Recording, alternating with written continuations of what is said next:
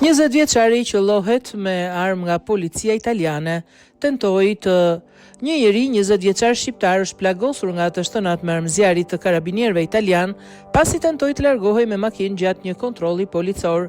Ngjarja ka ndodhur mbrëmjen vonë të së shtunës në provincën e Pizës, raportojnë mediat italiane.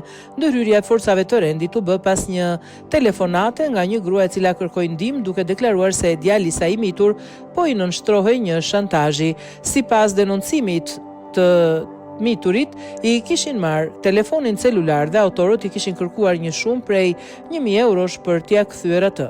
Me mbërritjen e patrullës, një nga të dyshuarit e ka përplasur me makinë një karabinier dhe më pas është larguar me shpejtësi të madhe.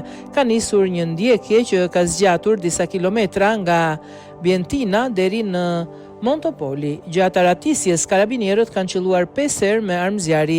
2 plumba kanë goditur 20 vjeçarin i cili më pas është ndihmuar nga shërbimet mjekësore dhe është transportuar në spital. Sipas autoriteteve, gjendja e tij shëndetësore nuk paraqitet e rëndë.